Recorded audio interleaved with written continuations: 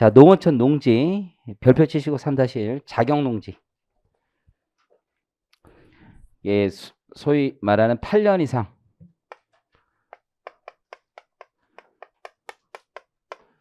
자경한 농지를 양도하면 감면해 주는 거예요. 100%. 다만 한도는 있어요. 한도. 그래서 1년에 1억, 5년 합산 2억. 이렇게 감면해 주는 제도라고 보시면 돼요. 8년 이상이라고 그랬지 계속하여라고 되어 있지 않아요. 그러니까 내가 20년 동안 보유했는데 그중에 작용한 기간이 8년 이상이면 되는 거예요. 그래서 의의를 한번 보면 입법 목적은 육농정책의 일환으로 농지 양도에 따른 조세 부담을 경감시켜주기 위한 것으로서 외지인의 농지 투기를 방지, 경자 유전의 원칙이라고 해요. 그러니까 내가 농사를 짓는데 농민들이 지면 이게 농업 그 자체는 소득이 별로 안 나오니까 토지의 보유 기간 동안에 발생하는 자본이득으로 메꿔라 라는 얘기예요. 8년 이상 작용한 농민의 조세 부담을 덜어 농업, 농촌을 활성화시키기 위한 것이다. 농지의 양도 차익은 자본이득으로 소득세 과세 대상이나 장기간 8년 이상 실질적으로 농작물을 작용한 농지에 대해서는 농어촌 소득어를 보전하기 위해서 양도세를 감면한다. 그래서 뭐 옛날엔 뭐 그런 얘기 있었잖아요. 자식을 공부 잘해서 서울에 농사 짓는 분이 다 땅 팔아서 서울 보내서 공부시켜놨더니만 얘는 열심히 대기업에 가가지고 회사 월급 받아서 서울에 집 한 채 마련했는데 애가 공부를 못해가지고 시골에서 계속 있는데 그 땅을 물려받은 애는 수백억의 부자가 된 거죠. 그냥 가만히 있으면 부자가 될 것을 괜히 팔아서 그 자본이득을 모두 포기하고 실패한 인생이 되는 거죠. 그죠? 이 자본이득이 현대사에서 최고라는 거죠. 최고. 그렇죠? 어쨌든 근로소득 등 다른 소득과의 과세 형평에 맞지 않고 그 혜택이 지나친 경우가 많더라 이거지. 그래서 과세 특례 요건을 엄격하게 적용하고 그 한도를 둔다라는 얘기입니다. 과세 특례 농지 소재지에 거주해야 돼요. 농지 소재지에 거주하는 거주자가 8년 이상. 근데 농업법인 등에 양도하면 3년 이상 요건을 갖추면 됩니다. 3년 이상. 직접 경작한 토지를 양도하는 경우에 발생한 소득에 대해서 100% 감면을 합니다. 근데 이제 환지 예정지에 토지를 양도하는 경우에는 3년 요건, 그리고 개발 이익분에 대한 과세 제한 요건 등이 있습니다. 자, 감면 요건이 제일 중요해요. 그래서 감면 요건 첫 번째, 농지 소재지에 거주. 조금 더 작년보다 분할해서 했어요. 농지 소재지에 거주해야 돼요.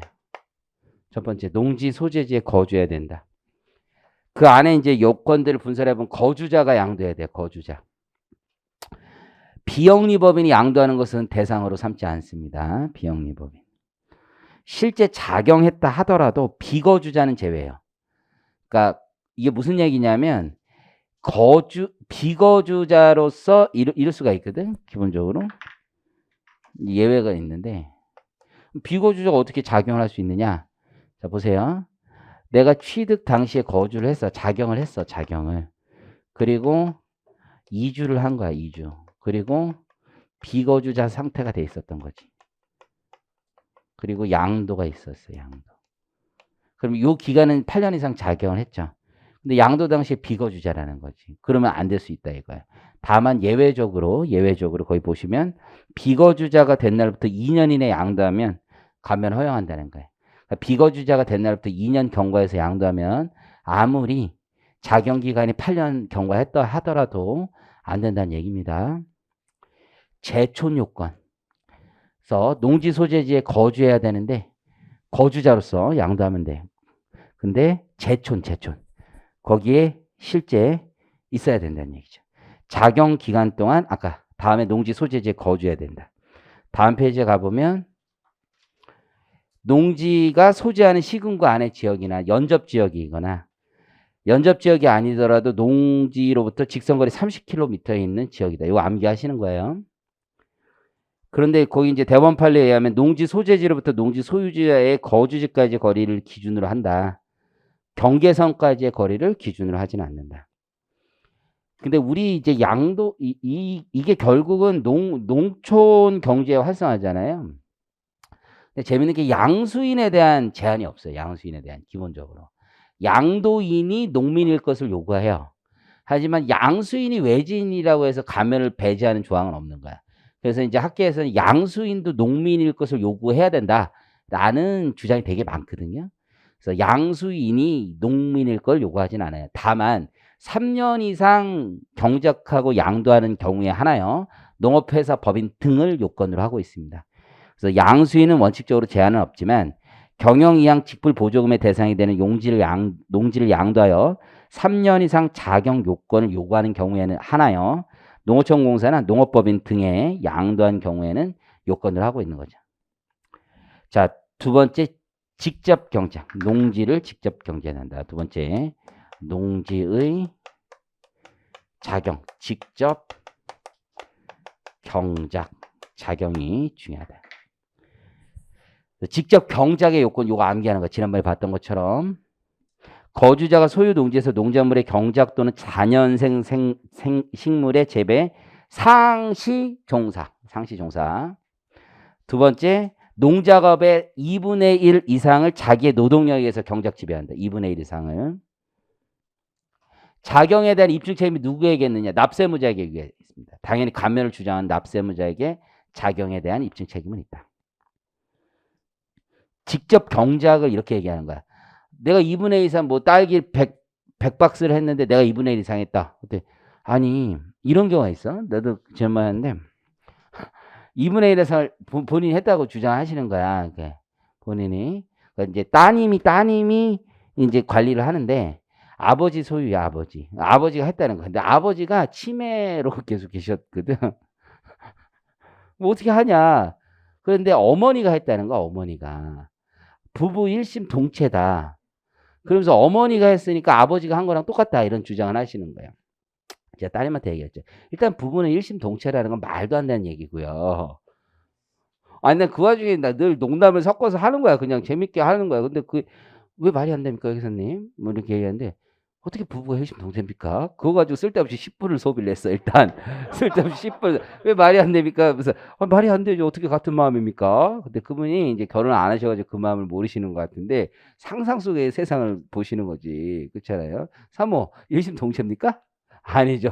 뒤에 선생님, 1심 동체입니까? 아니죠. 봐봐요. 저기 다 100% 인정하는 거 아닙니까? 저에게 물어보면 1심 동체니까 never 아니란 말이에요. 어쨌든 그래서 보시는 것처럼 가족을 제외한 너 스스로의 노동력이 2분의 1 이상인 걸 얘기하지 가족이 경작했다고 우리 다 패밀리 2분의 1 했습니다. 이거 안 된다는 거야. 가족 제외하고 너가 소유주 본인이 2분의 1을 해야 된다는 거야.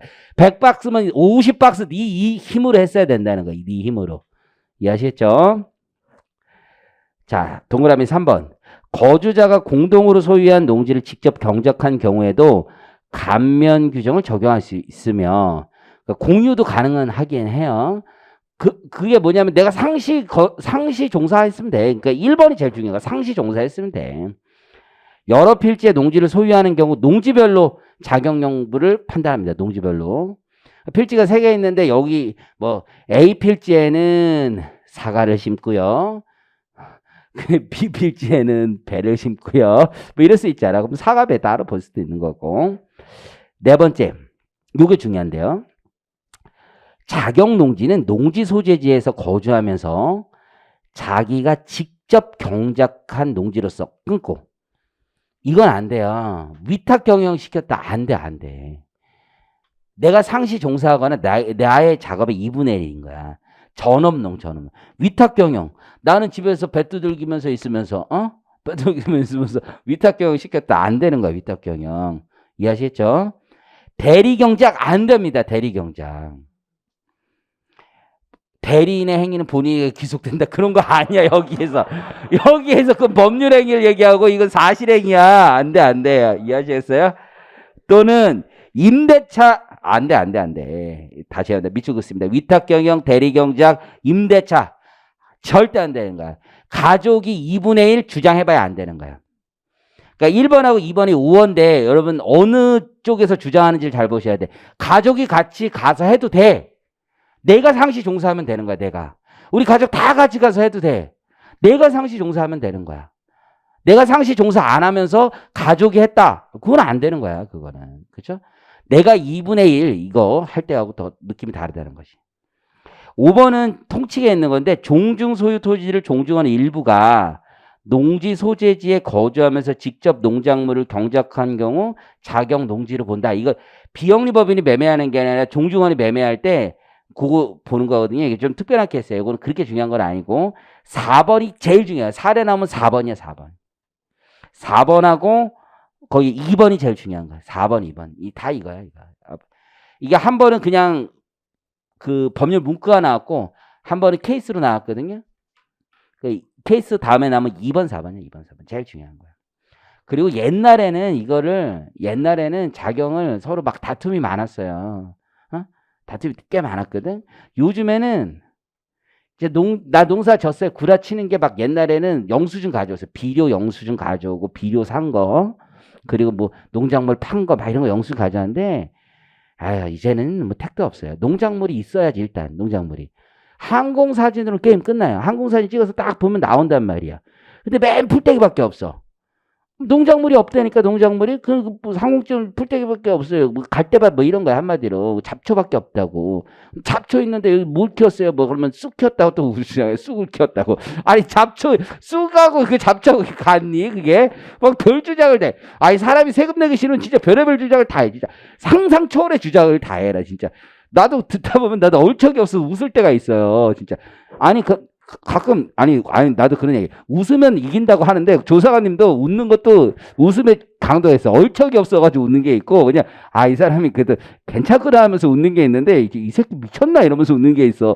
그게 미쳤나지 미쳤나고. 쑥을 키웠다 그러면 그렇잖아. 어쨌든 8년 이상 자경기간. 세 번째 8년 이상 자경기간 8년 이상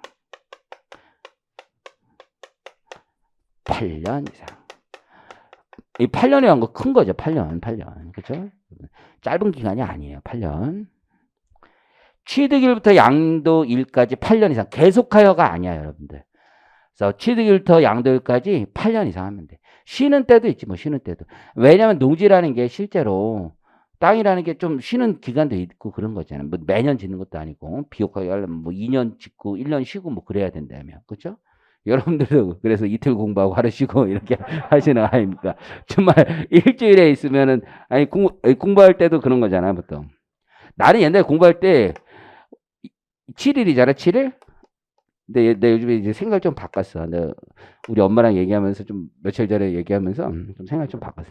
7일은 나 월화수목금토일 다 공부했었던 것 같아. 나 진짜 공부 하루도 안 빼고 공부하고. 그냥 풀타임. 근데 지금 일할 때도 풀타임이죠. 그냥 쭉 가는 거죠. 뭐 그냥 생각을 해. 그냥 쭉 하면 되지. 쭉 가면 되지. 쭉. 이러다 떨어진다니까? 그런 생각을 좀 하는 거야, 이러다. 그래서, 이럴 수도 있구나. 그래서 여러분들 그냥 일주일에 그래서 7일 다 공부하는 거 무리가 있을 수 있으니까 6.5일 정도 공부하시면 되지 않나 이렇게 생각이 돼. 좀 한 반나절 쉬는 것도 뭐 나쁘지 않다 이렇게 생각이 들어요. 우리 기현이는 반나절 쉬어요? 하루 쉬어요? 하루 풀타임? 본인은요? 하루? 반나절? 본인은요? 자주 쉬는 것 같던데? 자주 쉬는 것 같고 여기는 하루? 우리 하루 쉬어요? 나 안 쉬는 줄 알았는데? 실망인데? 산책하면서 쉬어요? 산책하면서 뭐 하면서 쉰다고? 친구랑 법 얘기하면서 쉬어요? 장난하냐? 어쨌든 친구랑 법 얘기하면서 장난치면서 하루 종일? 1시간 그 하루 나머지 쉬고 그래요. 적당히 쉬는 것도 이제 필요한 건데 어쨌든 8년 이상. 이거 그래서 어쨌든 쉬는 타임도 있다고. 그러니까 이게 계속하여는 필요 없는 거야. 계속하여는 일반적인 경우 그렇고 자경기간이라 하면 그러니까 내가 임차한 상태에서 작용은 안 되는 거야. 소유 기간 중에 작용하는 거야. 8년 이상 작용을 의미하므로 농지의 소유권을 취득한 후 경작일부터의 기간을 얘기합니다. 그러니까 내가 경작한 기간이 20년이라도 소유권이 없는 기간 동안 경작은 인정 안 되는 거야. 작용기간 중 거주자의 진짜 중요한 규정이죠. 왜냐하면 이게 내가 스스로 졌다 상시 근로 이게 이제 상시 전업으로 경작했다 이거야 되는데 상시 종사해야 되는데 이게 이 입증이 되게 어려운 거야. 상시에서 매일 나갔다고 하는데 그러면 우리가 뭐 인생에 투잡이라는 게 있잖아. 투잡. 응? 2개 이상의 잡이 있을 수 있잖아. 투잡. 근데 이게 아무리 그래도 이게 정상적인 삶이라면 어느 하나에 집중한다면 다른 거는 조금밖에 안 나오는 거잖아. 투잡. 그렇죠? 근데 그것도 사실 뭐 여러 개의 잡을 가질 수도 있잖아. 사실. 사람이 근로소득 여러 군데 있을 수도 있잖아.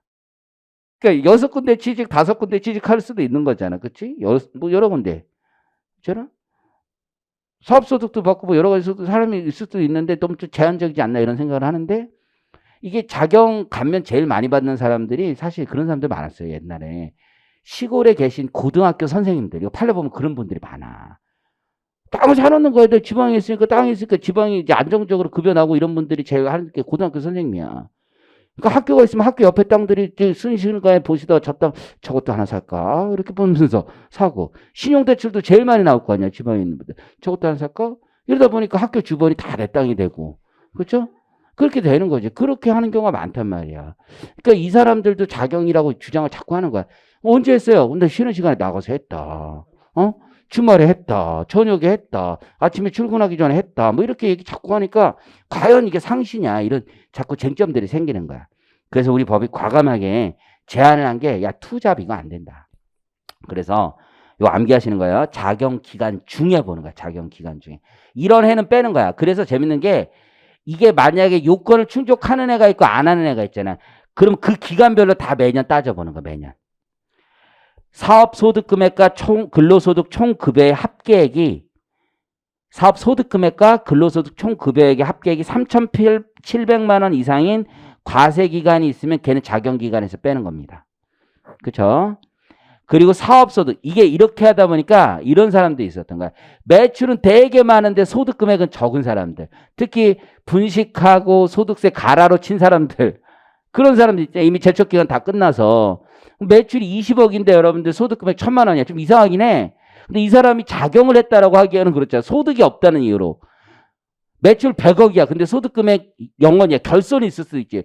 그럼 매출은 많지만 소득이 없다는 이유로 이 사람이 상시 종사했다고 보는 것도 이상한 거죠. 정신없을 거 아니야. 게다가 진짜로 만약에 매출 100억에 결손 1억이면 이거 아무것도 손에 안 잡히는 거지. 그렇잖아. 그런데 어떻게 이게 작용했다고 할 수 있는 거지. 그래서 사업소득 총수익금액 기준으로 복식부기 그 의무자 금액 이상인 과세기간이 있으면 경작기간에서 제외한다는 거죠. 이거 암기하시는 거예요.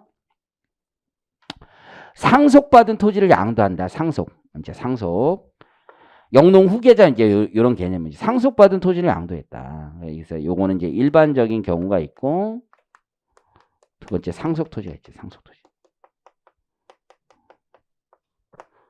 그래서 이제 서울에 올라왔는데 아버지가 이제 지방에 이제 유지란 말이야. 그러면서 땅 일부를 팔아서 왔지만 아버지가 다행히 아직 좀 남은 땅이 있단 말이에요.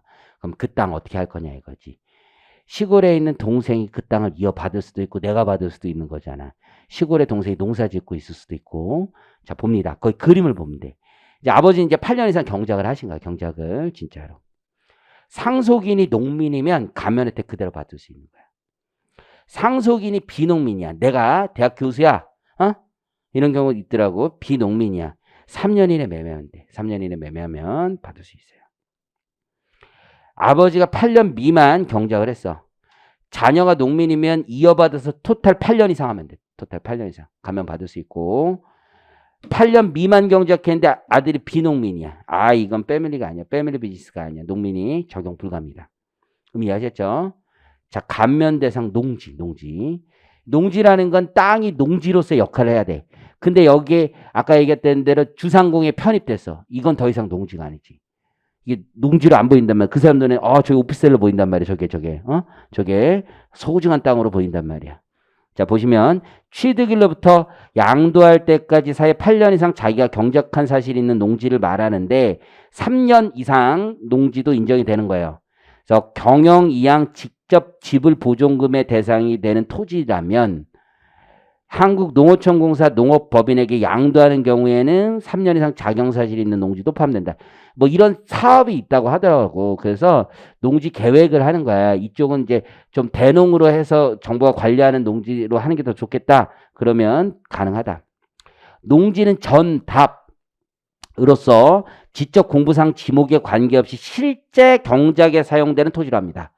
실제 경작 기준이에요. 근데 농지 경영에 필요한 농막, 퇴비사, 양수장, 지소, 농도, 수로도 다 포함을 해. 수로도.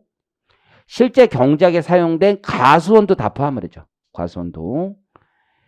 자, 이게 또 중요해. 양도일 현재 농지야 돼. 양도일 현재 농지. 이 얘기가 뭐냐면 양도일 현재 농지라는 건 지적 공부에 상관없이 경작에 사용되는 토지여야 되는 거야. 양도일 현재 경작에 사용되는 농지여야 되는 거야. 양도일 현재. 그러니까 8년 이상 계속 경작할 요건을 하고 있지 않아도 자기가 놀고 있는 나대지를 팔면 안 된다는 거야. 양도일 현재 농지여야 되는 거야. 여기 또 은근히 걸려, 은근히. 좀 억울한 경우가 있어. 아버지가 아프셔. 그래서 작용을 오래 했어. 근데 양도일 현재 농지가 아니야.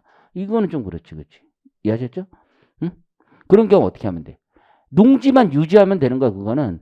그래서 누구한테 대리 경작 시키면 돼, 그거는. 하지만 나는 8년 작용했잖아. 그러면 되는 거지, 그렇죠? 응? 대리 경작. 뭐 엄마를 시키든지 좀 그런가? 어쨌든 누군가 시키면 되는 거야. 그거는 와이프 시켜도 상관없는 거야. 감면배제 농지. 이제 이 땅이 어떤 땅입니까? 주상공에 들어간 거야, 주상공. 주거지역, 상업지역 등에 들어간, 주거지역 등에 편입된 날로부터 3년이 지났어, 3년. 아, 이제는 이건 농지가 아닙니다, 이거는 알짜배기야, 알짜배기. 양도 차익의 대부분이 개발 이익으로 이미 변경된 겁니다. 아예 농지가 아니야. 근데 이제 3년 미만이에요. 그러면 안분하는 거야, 안분. 개발 이익과 순수 농지로서의 차익. 다음 페이지에 보면 안분 계산식을 예전에 봤었던 거. 이 경우 주거지역에 편입되거나 환지 예정지 지정받은 날 중 빠른 날까지 감면 적용한다. 이게 관련 법령에 따르면 주거지역에 편입되는 날이 있고 환지 예정 지정을 받은 날이 있어요. 둘 중 빠른 날까지 간다 이거야. 그러니까 감면 받는 기간이 짧아지는 거지. 비감면 기간이 더 늘어지는 거지. 빨리 빠른 날로 가니까. 대원 판례가 있고. 면제 신청. 이거 필요적 요건은 아닙니다. 필요적 요건은 아니다. 나중에라도 놓쳤으면 들어가면 돼요. 사후 관리는 기본적으로 양도 시점이 다 끝난 건데 3년 있지. 3년짜리. 농업법인 양도소득세를 감면받은 토지를 취득하고 3년 이내 토지를 양도하거나 농업법인은 계속 경작할 걸 요건으로 하는 거잖아요. 그래서 휴폐업하거나 3년 이상 경작하지 않고 다른 용도로 양도하면 감면된 세액 상당액을 농업법인이 내는 거예요. 농업법인. 사후관리는 농업법인이 냅니다. 축사용지 그냥 한번 보시면 돼요. 농지 대토에 대한 양도세 감면. 대토. 대토라는 건 뭐냐면 내가 이 땅을 처분하고 새로운 농지를 취득하는 걸 얘기해. 대토는 농지를 처분하고 새로운 농지를 취득하는 걸 대토라고 얘기합니다. 대토. 그러니까 이건 8년 이상 작용할 필요까지는 없는 거지. 이 대토를 만약에 굳이 둔 이유는 뭐야? 8년 미만 경작했는데 나는 새로운 토지를 취득할 것을 요건을 하는 거지. 그래서 대토. 그럼 얘는 4년 이상, 4년. 근데 사후관리가 있는 거야, 사후관리가. 4년 이상 경작을 더 해야 되는 거야, 사후관리가. 4년 이상. 그러니까 4년 이상 경작한 걸 양도하고 신규 취득한 다음에 4년 이상 경작을 할 걸 요건으로 하는 거예요. 일단 감면을 해주대. 일단은. 그래서 의에서 동그라미 2번 보면 농지 소재지에 4년 이상 거주하면서 작용한 농지를 경작상 필요에 의하여 농지로 대토함으로써 발생하는 소득에 대하여 100% 감면하는 거다. 농지 대토. 경작기간 4년 이상 종전 농지 소재지에서 거주하면서 경작해야 돼. 아까 8년만 4년으로 바뀌지 소재, 거주 다 요건은 똑같겠죠. 종전 농지와 신규 농지의 경작 기간을 합하여 8년 이상 경작을 해야 돼. 사후관리 4년이 추가로 붙는다는 얘기야. 물론 양도일 현재 제초 작용해야 돼요. 양도일 현재. 얘는 계속 할 애니까 양도일 현재 제초 작용 다 필요한 거야. 이건. 8년 이상 작용 농지는 양도를 현재 농지면 되는 거지 계속하여 할 필요는 없었지. 계속하여. 자, 경작 개시. 선 양도 후 취득, 선 취득 후 양도가 있겠지. 그럼 이건 어떻게 되냐면 양도를 기점으로 먼저 대체 용지를 취득을 했을 수도 있지. 먼저 취득하고 양도. 그죠? 양도하고 새로 취득할 수도 있겠지. 그죠? 보통은 팔고 사는 경우도 있겠지만 이게 사람의 성향에 따라 좀 다르겠죠. 1세대, 일시적 2주택 이런 것들도 이제 성향에 따라 좀 다른 거야, 사실은. 그러니까 1세대 2주택이라는 건 동시에 2주택이 되니까 먼저 사고 그 다음 파는 거잖아. 근데 그거 아예 걸리지 않는 사람도 있어. 팔고 새로 사는 사람도 있고. 근데 보통은 사고 팔아요, 보통은. 보통은 사놓고 팔아. 근데 요즘은 대출 시장이 잘 안 나와가지고 이게 좀 그렇게 팔고 사는 경우도 좀 있더라고. 그죠? 너는 마음이 어떤 사람이? 네가 집이 한 채가 있다고 상상을 해봐. 근데 집을 보통 갈아타기라고 하는데, 그럼 갈아타기 할 때 먼저 사놓고서는 이걸 팔겠니? 아니면 팔고 사겠니? 사놓고 파는. 너는 팔고 사요? 너는 사놓고 팔아요? 이게 이제 보통은 부동산 대세 상승기냐 하락기냐에 따라 달라. 상승기 때는 다 사놓고 파는 거야. 왜냐면 두 개를 가지고 있어야지 시세차익이 같이 따따블로 먹으니까. 근데 요처럼 대세 하락기는 슬슬 이런 사람들이 나오는 거야. 일단 팔자. 일단 보자. 그리고 이거 짬짬이를 보고 이게 좀 하락하고 있으니까 약간 하락상이 보이니까 조금 이거 하락 더 하면 사자. 이런 사람들이 슬슬 나오는 거야, 이게. 이거 보면 알아. 그래서 요즘에는 먼저 팔고 안 사놓는 사람들도 꽤 있는 거야. 그렇죠? 팔고 좀 하락할 줄 알고. 망했지 뭐 어쨌든 간에. 대세 상승인지 하락인지를 모르는 애들이 있는 거죠. 잘 모르는 애들, 좀 이렇게 좀 떨어진 애들이 있는 거죠. 어쨌든. 그래서 취득하고 양도하거나 양도하고 취득할 수 있는 거야. 그래서 보니까 선 양도 후 취득이 있는데 먼저 선 취득 후 양도는 1년. 여기 1년. 그림 그려놓으면 1년. 취득하고 1년 이내 양도하는 거. 요거는 뭐냐면 양도하고 1년 이내 새로운 농지를 취득하는 거예요. 1년. 근데 이게 새로 취득하고 1년 이내 경작 시작해야 돼. 다시 1년 이내 경작 시작. 그래서 요 취득하고 나서 1년 이내 경작 시작. 이제 이런 요건들이 있어요. 감면 배제. 역시 3년 주상공 있습니다. 주거지역에 편입된 날부터 3년이 지난 농지, 3년이 지난 농지는 감면에서 제외한다. 이 규정이 있고, 3-3. 영농 자녀 등이 증여받는 농지에 대한 증여세 감면. 가업상속 비슷한 거예요. 영농자, 영농 후계자들. 이런 사람들이 이제 18세 이상의 영농 후계자들이 농지 등을 증여받는 거야. 그러면 그 증여세 감면해주겠다. 뭐 이렇게 생각하시면 돼요. 사전 증여 재산 합산에도 배제합니다. 사전 증여 합산에도 배제한다. 대상 토지는 농지, 초지, 염전, 산림지, 축사용지 등이며 주상공 지역 외에 소지하는 농지만 내죠. 왜냐하면 주상공에 편입되면 이제 더 이상 농사 질 리가 없잖아. 증여자는 농지 소재지에 작용하는 종사하고서 작용 농민으로서 증여일로부터 소급하여 3년 이상 계속하여 영농 종사자. 소급하여 3년 이상 영농 종사자여야 돼요. 수증자는 18세 이상이면 되고, 우리 가업상속도 5년 이내 대표자 뭐 이렇게 취임하면 되듯이 여기도 수증 당시 농사 지을 걸 요건으로 하진 않고 직계 비속으로서 증여세 과세표준 신고 기한까지 작용 요건 가지면 돼요. 증여세. 과세특례 증여세 100% 감면합니다. 근데 이제 이것도 한도가 있어. 5년간 합쳐서 1억 원. 증여세 합쳐서 1억 원. 한도가 있다. 요 정도 하시면 돼. 사후 관리는 뭐 5년, 그런 다음에 이제 5년 동안은 버티고 있어야 되는 거, 5년 동안은. 근데 정당한 산업 없이 5년 이내 제3자에게 양도하거나 5년 이상 영농 종사하지 않는다. 5년 규정이라고 하면 돼. 양도하거나 5년 이상 종사하지 않는다라고 하면 문제가 된다. 라고 보시면 되고, 안 끝났어. 넘겨. 162페이지. 지금 책을 왜 덮어? 왜? 자, 공익사업을 위한 제목부터 볼까요? 제목만 보고 끝낼 줄 알지. 안 그래, 안 그래. 계속 가. 자, 공익사업 저축지원 국민생활 안정을 위한 조세 특례가 있어요. 지금까지 시험 문제는 대토보상이 나왔고 023 6, 7번이 나왔어요. 6, 7번. 6, 7번 그 당시 시사적이었어. 좀 시사적인 거. 당시에 그런 왜냐하면 도시개발이 일어나면서 보상용지가 좀 많이 나왔었던 그때. 지금도 조금 있죠. 지금도 왜냐하면 6, 7은 지금도 시사적이야. 왜냐하면 이제 3기 신도시 하면서 요거 들어가니까 3기 신도시 하면서 지금도 보상금 되게 많이 받고 있어. 그래서 연락 오는 사람들이 있어요. 그래서 나도 우리 클라이언트 있는데 클라이언트가 자기 친구 아버지가 이번에 봤는데 근데 농사를 졌다는데 난 농사를 그래서 감면을 봤는데 좀 보긴 해야 되는데 농사를 졌는데 경기도에서도 농사를 계속 아직도 짓는 데들이 있나 봐요. 그렇게 있나 봐. 했는데 작용을 하셨대. 그래서 진짜 작용을 하셨나? 뭐 했는데 수용된대 이번에 3기 신도시 땅으로 갔는데 그게 농사 짓는 땅이 있나 봐요. 아직도.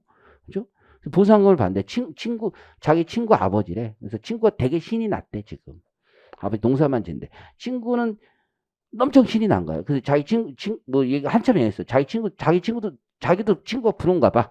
그죠? 그래서 그 얘기에서 친구가 이제 회계팀이 자기 친구 영업하는데 중소기업 영업 지원인데 친구가 뭐 별의별 거 다 얘기해. 친구 연봉이 한 4,500에서 5,000 있는데 신나게 났다는 거 아버지. 근데 아버지 농사 짓고. 근데 수용 보상금이 도대체 얼마인데요? 그때 200억 정도 받는데 200억 정도.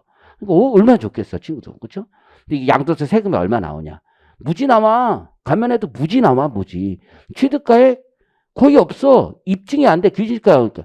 언제부터? 아버지 농사 질 때부터 했대요. 아버지 농사 몇 살 때부터 했냐? 20살 때부터 졌대. 20살 때부터. 그때부터 옛날부터 졌던 거야. 옛날부터. 그냥 그 땅은 취득권가 없는 거야. 보상금에 여러분들 한 30% 이상 날아간다고 보면 돼. 기본적으로. 그 아버지 수중에 140억 정도 들어온다고 봐야 되겠지. 그거 증여하면 또 반 날아가는 거지. 그럼 걔 수중에 한 6, 70억 잡히는 거지. 근데 아버지가 그 돈을 당장 줄 거냐? 절대 안 주지. 그 아버지가. 그렇잖아요.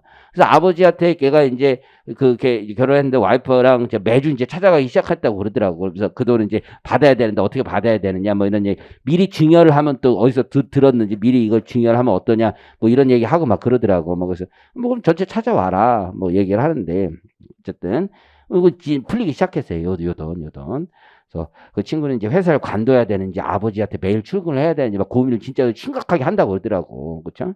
그 친구 와이프도 이제 맞벌이인데 그 와이프도 같이 관둬야 되는지 진짜 아니 진짜 왜 그런 고민을 하는지 나 이해가 안 돼. 이해가. 아니 아버지가 멀쩡하게 정정하셔요. 그 내 클라이언트 친구도 40살 정도 됐는데 40살.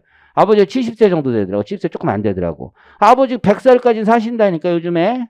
정정하셔. 그럼 걔는 70세 때 받는 거야. 그냥 그 돈을 생각하면 안 돼. 아버지가 용돈 그냥 명절 때 밥이나 사주고 그냥 그 생각 자기 인생 자기대로 사면 돼요. 그렇잖아. 사모. 아버지한테 뭐 받을 거 생각해 지금? 전혀 생각 안 하지. 아버지 인생대로 살고 내 인생 사는 거지. 그치? 그냥 자기 그대로 사는 거야. 뭘 그렇게 생각해. 종민이 너도 마찬가지야. 너는 너고 나는 나다. 자꾸 그런 생각 하지 말고. 다 각자 사는 거야, 각자. 나도 100살까지 살 거야. 나도 내 돈 내가 다 쓰고 죽을 거야, 어쨌든. 자, 어쨌든 간에. 그리고 6번, 7번이 가장 시사적인 거. 우리사주조합. 이게 한 번도 안 났어, 한 번도, 사실은. 그래서 이게 뭐, 이게 좀 그래. ISA, 이건 좀 시사적인 건 하죠. 그래서 이번에 제가 그림도 넣고 하긴 했어요. 기타는 좀 그렇고. 월세세액공제 한 번 나왔었지. 그래서 이게 좌파 3종 세트로 한번 나왔던 것 같은데 어쨌든 간에 좀 그런 것 같고 이게 임대사업자 세제 혜택이 좀 시사적인 거였는데 이제는 이제 많이 축소돼 가지고 큰 의미는 없다고 생각을 해요. 나머지는 다 그냥 그렇고 자 그러면 넘겨서 주합법인부터 가보겠습니다. 주합법인 스피디하게 가보면 돼. 주합법인 농협 이런 데야. 농협 수협 새마을금고 여기 이제 진짜 파워가 센 거야. 파워. 그래서 일반 금융기관하고 좀 달라요. 왜 조합장들이 있어. 조합장들이 지역 단위조합이 있고 중앙회가 있다고. 그럼 단위조합들도 다 이게 적용이 돼. 단위조합 선거를 통해서 올라오는 거야. 선거니까 다 표야. 그래서 여기에는 어마어마한 혜택이 있어. 그래서 매년 국회에서 이건 정부는 기재부는 다 반대해 늘. 기재부는 늘 반대 의견이고 국회에서 늘 올려. 국회의원분들이 이거 개정 연속으로 이게 한시법이거든. 다 연장해 줘야 된다. 그래서 예탁금부터 시작해서 농협 수협과 관련된 조특법 규정이 굉장히 많습니다. 그러면 그거를 계속 연장해달라고 국회의원분들이 연장을 하는 거야. 그러면 이제 기재부에서는 반대하지만 계속 연장됩니다. 왜냐하면 표가 많아요. 표가. 지역에 지방에 표가 많아요. 보면은 농협이라는 회사는 조합법인 법인세 과세 특례를 받게 됩니다. 그래서 어쨌든 그래서 받게 되는 건데 보시면 그래서 법인세법에 따른 세율이 어때? 굉장히 높단 말이야. 20%. 왜냐하면 이게 단위조합들도 지역의 유지야. 특히 신협 이런 데들 다 유지야, 유지. 어? 근데 여기도 사고도 많긴 많지. 어쨌든 간에. 그래서 요런 데들에 대해서 법인세 과세 특례 제도를 만든 거야. 세율을 몇 프로로 가지고 있어? 자, 9%. 20억 초과분 12%. 지금 2억 초과분 우리 몇 프로야, 여러분들? 20%잖아. 이걸로 그냥 심하게 치라는 거지. 어마어마하게 세율을 낮춰준 거야. 왜냐면 이쪽 금융기관이기 때문에 감면될 게 없어. 감면될 게. 심하게 그냥. 게다가 그냥 간편하게 하라고 시작한 거야. 간편하게. 간편하게. 맨 처음에 입법될 때 세무조정도 거의 없이 그냥 당기순이익대로 내라고 한 거야. 당기순이익대로. 이해하시겠어요? 근데 이게 여러분이 느끼기 별거 아닌 것 같은데 권리 의무 확정주의가 좀 달라. 금융기관. 그래서 금융기관은 법인세로 내는 게 훨씬 더 인터벌이 빨라. 실제로. 왜냐면 충당금 세우고 이런 것들이 금융기관에 당기 수익 세울 때 이 세우는 게 되게 많거든. 그래가지고 이게 딜레이가 되게 많이 돼. 그러니까 캐시플로우하고 법인세가 훨씬 더 많이 내. 일반적으로 더 빨리 내거든. 근데 이게 회계 기준으로 가면 더 늦게 낸단 말이야. 그 효과까지 하면 어마어마해요, 실제. 무슨 얘기인지 알겠지? 그래서 당기순이익 이걸로 내라고 한 거지. 그럼 이해하셨죠? 그런데 이제 기재부 입장에서는 이걸 계속 반대해. 그러면서 기재부가 계속 그러면 요거는 그거 조합법이라고 상관이 없으니까 세무조정 조금씩 더 넣으십시다라고 해서 이제 초기 버전이 동그라미 1이야. 조세특례 제한. 조합법인도 기부금은 제한을 좀 해서 세무조정 하시죠. 그래 뭐 그냥 접대비 정도는 해줘도 되는 거 아닙니까? 그래 뭐 이렇게 된 거야. 그러다가 이제 동그라미 2번처럼 조금씩 계속 얹은 거야. 국회에서 잘 모르니까. 대손금도 세무조정하죠. 그냥 대손금도. 요가 좀 컸어. 왜냐면 금융기관 대손이 크거든. 과다경비 이런 건 나쁜 거예요. 이런 것도 해야 돼요. 그래. 업무 무관 비용 이런 것도 해야 돼요. 그렇게 나온 거지. 그래. 지급이자 송금부세 때 해야 돼요. 이렇게 된 거예요. 그래. 퇴충도 해야 돼. 퇴충도. 그래. 매년 하나씩 추가했어요. 매년 하나씩. 한꺼번에 하지도 않았어. 하나씩 슬금슬금. 구상채권, 업무무관 가지금 이런 거 다 해야 돼. 다. 그래서 요거까지 다 온 거야. 법인세법 지금 다 들으셨습니다. 어쨌든 간에 이렇게 한 거야. 이렇게 해서 다 하나씩 추가해서 지금 다 세무조정하고 있어. 어느 정도는. 그래서 다른 조세특례는 안 해줘. 다른 조세특례는 안 해줘. 그래서 뭐 각종의 조세특례 없이 그냥 9% 12% 내는데 야, 이게 문재인 정부에서 진짜 중요한 게 뭐야? 고용이야, 고용. 고용 증대만큼은 포기할 수 없어. 그래서 거기 고용 증대시킨 기업에 대한 세액 공제는 여기서도 해줍니다. 여기서도 심지어. 그럼 이해하셨죠? 그러다가 이제 이쪽이 인터벌이 딜레이 됐다고 그랬잖아. 근데 금융기관이 이게 당기순이익보다 법인세로 한 게 처음에는 당기순이익 유의하지만 이게 인터벌이 이게 롤링이 되다 보면 나중에 법인세 기준이 세금이 더 줄어들 수가 있어요. 무슨 얘기인지 알겠지? 그래서 이제 한 10몇 년 해먹다가 금융기관 단위조합 쪽에서 이런 아이디어를 낸 애들이 있어. 이거 우리 포기하고 법인세 쪽으로 가면 법인세 기준으로 하면 더 세금 적게 나올 수 있단 말이야. 권리의무 확정제가 반대로 롤링이 되니까. 그래서 포기제도를 만들자고 얘기를 한 거야. 그래서 거기 보신 것처럼 포기할 수도 있어. 포기할 수도. 그래서 있는 대로 받아먹고 이 사실 과거 거 다 돌려야 되는데 그런 거 없이 그냥 포기해서 할 수도 있습니다. 이해하셨죠?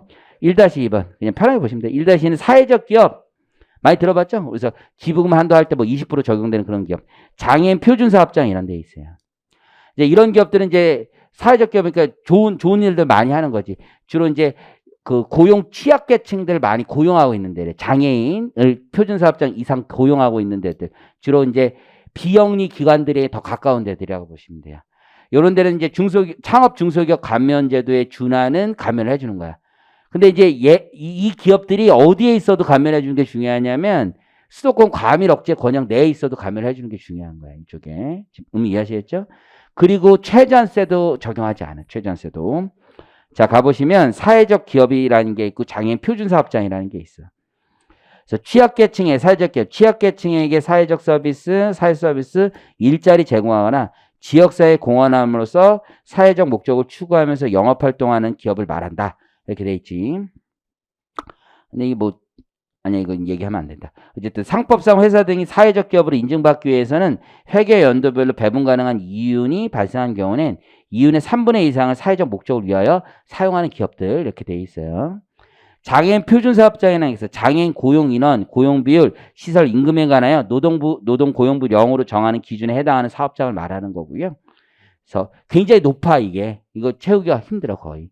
오히려 우리나라는 장애인 고용 부담금이라고 해서 장애인을 일정 비율 이상 고용하지 않은 부담금을 내야 돼. 일반 사기업들이. 그거 내는 기업들이 훨씬 더 많아. 내는 기업들이. 그 실제 어렵거든. 근데 이 장애인이 5급 장애인부터 있기 때문에 그것도 장애인 기준을 충족하는 분들이 생각보다 많은데 회사에 얘기를 안 해준 게 많아요. 그래서 어떤 회사들은 아이디어를 내서 인사팀에서 이거를 니네가 내주면 우리가 인사상 불이익 전혀 없고 인센티브로 200만 원씩 준다고 어떤 회사가 얘기를 해갔어. 어떤 대기업이. 200만 원씩 주고 절대로 인사상 불이익 없고 200만 원씩 주겠다. 왜냐면 한 번만 자료 받으면 매년 고용부담금이 줄어들 거 아니야. 그랬더니 들어온 거야. 자료가 들어와서 고용부담금 안 내더라고. 그 아이디어 잘 낸 거죠. 어쨌든. 자, 거기 과세 특례는 3년 동안 100% 해당 연도와 그다음 이게 사회적 기업이나 장애인 표준사업장이 된 날로부터 3년 동안은 100%, 첫 해와 그다음 2년 100%, 그다음 2년 50% 감면해 줍니다.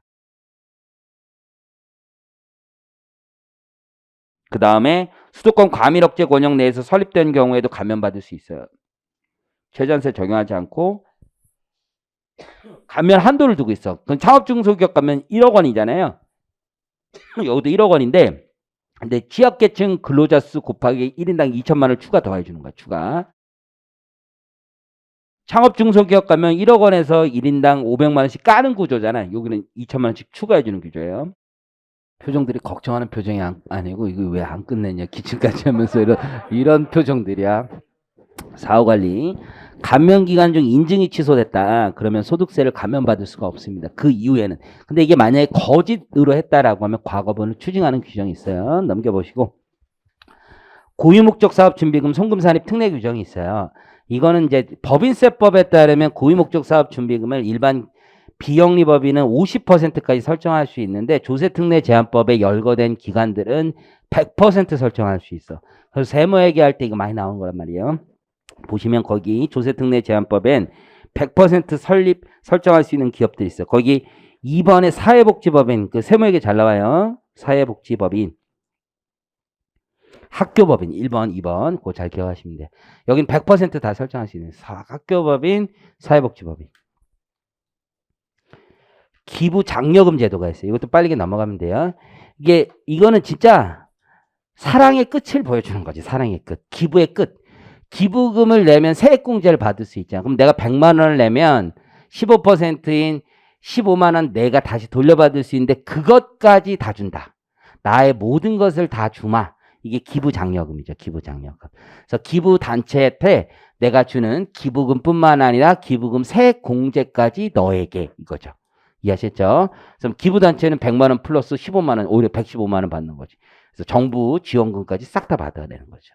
그거 그림을 보시면 그래서 기부금 세액공제를 받으면 기부자가 기부하고 그 국세청에서 세액공제 리턴을 받는 건데 기부장려금은 기부자가 기부금 단체에 기부를 하면 기부금 세액공제 상태액을 국세청이 기부금 단체까지 지급해주는 제도를 말합니다. 신청자, 소득세법상 기부금 세액공제 받을 수 있는 거주자입니다. 그래서 사업소득만 있는 거주자나 분리과세 대상자는 적용이 안 돼요. 사업소득만 있는 자는 필요경비로 넣는 거니까 세액공제 대상자가 아니란 말이에요. 그러면 세금 계산이 복잡해서 안 해주는 거고 수령단체는 모든 기부금 단체가 되는 게 아니라 국세청장이 회계투명성, 사후관리, 납세협력 의무 등을 감안하여 추천하는 단체 중 기재부 장관이 지정하는 단체만 됩니다. 그러니까 일부 단체만 되는 거야. 모든 단체가 되는 건 아니고. 신청. 일단은 수령단체가 신청하는 수령단체. 저희가 신청하겠습니다. 그래서 기부금 영수증을 주면서 거기에다가 체크 한번 하라고 하는 거. 체크. 세액공제 대상인 기부자에게 기부장려금 신청 여부를 확인하고 기부금 단체가 다음 연도 6월 30일까지 관할 세무서장에 기부금 영수증 발급 명세서를 제출할 때 기부장려금 신청서를 함께 제출한다. 나도 내 기부 많이 하는 사람 전혀 아닌데 어떤 단체가 그 연말에 그거 보내주더라고. 요거 체크하시겠습니까? 이렇게. 그렇죠? 근데 나는 거기다 기부한 적이 없어. 근데 와이프가 했더라고. 내 이름으로 해서 그래도 고맙다고 생각해요. 근데 어쨌든 그게 온 거야. 메일로 이렇게 체크했을 수 있냐고. 근데 순간 살짝 고민되더라고. 왜냐면 하는 김에 그것까지 해주면은 진짜 진또배기가 아닌가 이런 생각이 들면서. 그쵸? 근데 내가 이 이메일을 체크하는 법을 잘 모르겠더라고. 미안해. 싫었어. 싫었어. 싫었어. 나 그거 공제 받고 싶었어. 공제 받고 싶었어. 이메일을 체크해가지고 이걸 보니까 이게 출력을 해서 스캔을 해서 다시 붙여야 되는 거야. 이게 전자 그게 아니더라고. 출력을 해서 스캔을 해가지고 다시 하는 거야. 내 서명까지 해가지고. 그래가지고 안 한 거지, 내가. 다른 게 아니라. 난 마음은 있었어. 근데 그 출력, 내 게다가 우리 지금 내 컴퓨터 고장났어, 지금. 프린터 고장난 거 알잖아. 그렇잖아. 프린터 진짜 고장나서 그런 거야. 그래가지고 서명하기가 그래가지고 좀 힘들어서 못한 거야. 그래서 수령단체가 신청해서 자기가 서명해가지고 보내주는 그런 제도가 있는 것 같더라고요. 두 번째, 중복 신청하는 경우. 만약에 내가 거기다 사인을 한 거야, 사인을. 근데 이제 내가 종합소득세 신고하면서 화가 난 거지. 내가 이렇게까지 내가 호구짓을 해. 미안해, 호구를. 이렇게까지 하는 건 너무하다, 나도. 나도 내 거는 내 몫은 챙겨야 되겠다. 중복 신청할 수도 있겠지. 그래서 기부자가 기부금 세액공제와 기부장려 중복 신청한 경우는 세액공제 신청한 것으로 보게 되어 있습니다. 다만 기부장려금을 신청한 기부자가 기부장려금 신청 명세서 제출 기간이 지난 후에 기부금 세액공제 중복 신청하면 장려금 신청한 것으로 봅니다. 경정청구 불가하다는 얘기예요. 이미 끝난 다음에는 이미 안 된다. 밑에 결정, 지급 이거는 그냥 편하게 보시면 돼. 근데 이게 지급이 이게 재밌더라고. 만약에 내가 체납자야. 체납자면 나한테 돌려줄 거를 쟤한테 주는 거잖아. 그러면 체납이면 세액공제 안 해주잖아. 그럼 저기도 안 준다는 거야. 지금 의미 이해하셨어요? 그래서 거의 체납시 충당 가능한 규정 그대로 있어요. 그냥 참고하시면 돼요. 부정수급 단체면 여기 기부금 세액공제 받는 거 안 되는 거야. 이거 부정수급 단체면 서로 짬짬해야겠지. 야, 국가가 이렇게 돈을 주는 제도가 있다. 내가 기부 받은 것으로 할 테니까 우리 환급만 받아내자. 이렇게 할 수가 있으니까 수령단체 지정을 취소하고 5년간 지정을 제한한다라는 규정이 있습니다. 정치자금, 송금산입 특례 여기까지만 할게요. 정치자금. 자, 우리가 정치자금 기부금은 조세특례 제한법에 있는 거야. 정치자금은 법인은 못하게 돼 있어. 개인만 하게 돼 있어. 개인만. 거기서 개인만 할 수가 있고 정치자금법에 따라 정당 후원회 및 선거관리위원회까지 포함해서 기부한 정치자금은 세액공제 또는 필요경비에 산입해줘. 사업소득자면 필요경비에 산입해주고 상속세, 받은 정당은 상속세나 증여세를 부과하지 않습니다. 국회의원이 법을 만드셨으니까 잘 알아서 만드셨습니다. 불법 정치자금 조세특례 적용하지 않아요. 이게 유명한 대법원 판례가 있는 거죠. 불법 정치자금은.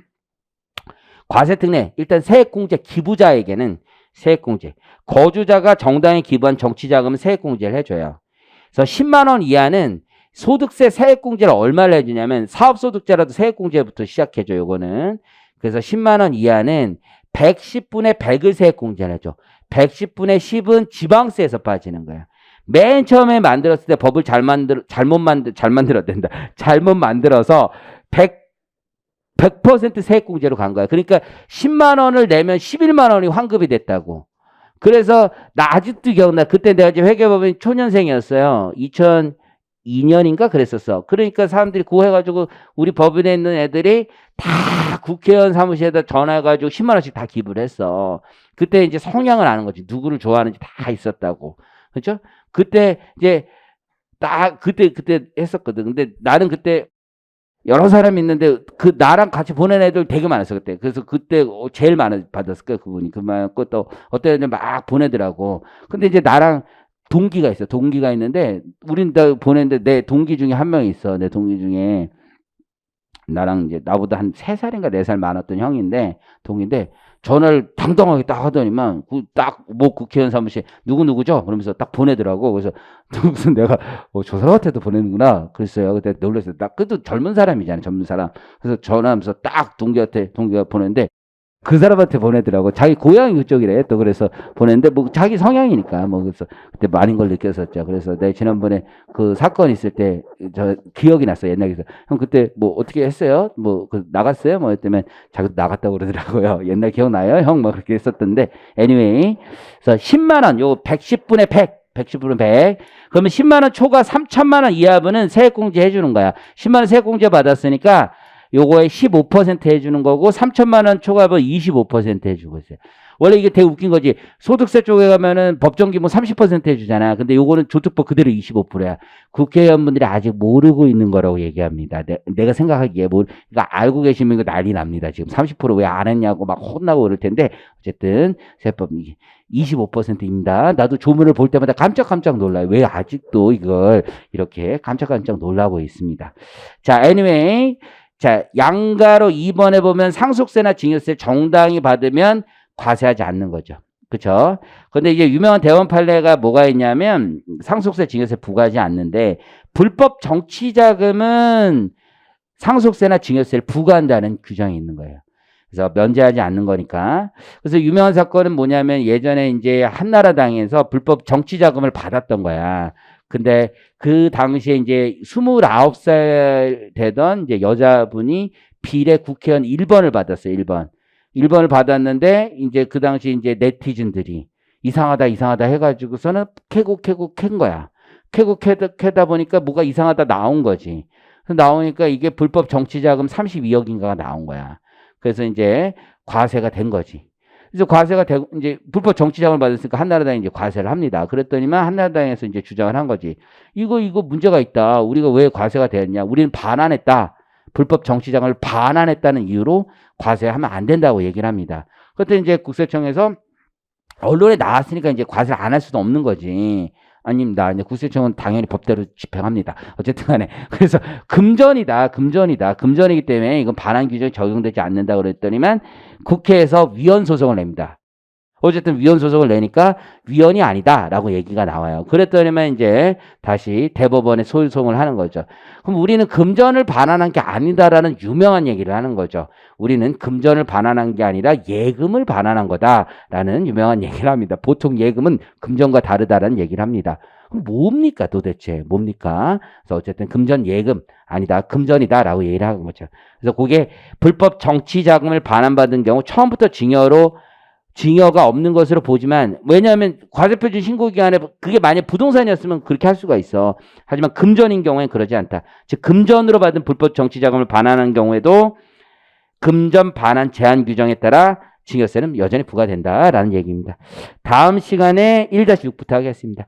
다음 시간에 아마 일요일날 하죠. 일요일날 10시부터 시작하는 거죠. 10시부터 해서 5시 전에 끝날 거예요. 아마 5시 전에 끝날 거예요. 왜냐하면 뒤에가 금방금방 갔습니다. 수고하셨고 다음 시간에 뵙겠습니다. 감사합니다.